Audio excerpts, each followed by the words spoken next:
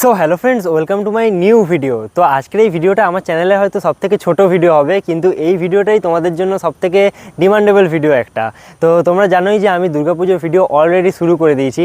আর এখন দুর্গাপুজো বলতে মানে রিসেন্টলি 2-3 বছর ধরে আমাদের কলকাতার থেকেও সবথেকে বেশি যে পুজোর জন্য আমাদের আকর্ষণ থাকে বা আমাদের সবার এক্সাইটমেন্ট লেভেল থাকে, যেটাই বলতে পারো তোমরা, তো সেটা হচ্ছে কিন্তু কল্যাণী আইটিআই মোড়ে লুমিনাস ক্লাবের।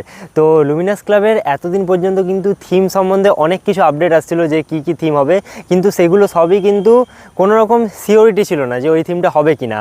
আর ফাইনালি আজকে মানে 22 তারিখ সন্ধেবেলা কল্যাণী লুমিনাস ক্লাব তাদের থিমের রিভিল করে দিয়েছে যে এবছর কি থিম করতে চলেছে। তো আজকের এই ভিডিওটা আমি তোমাদেরকে এই আপডেটটা দেওয়ার জন্যই বানাচ্ছি।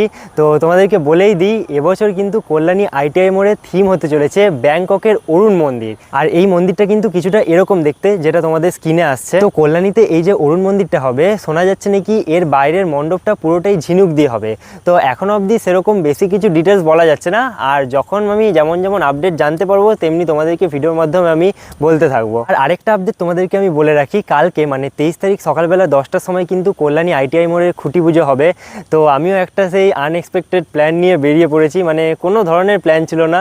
তো যাই হোক, তোমাদেরকে কল্যাণী আইটিআই মোড়ের খুঁটি পুজো আমিও ভিডিওর মাধ্যমে দেখানোর চেষ্টা করব।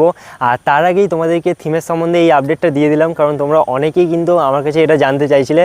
আর যতই হোক না কেন, এই পুজোটা এই গত কয়েক বছর ধরে কিন্তু মানে একটা আলাদা লেভেলের পপুলারিটি পেয়েছে। তো এই পুজোটা না দেখালেই নয়।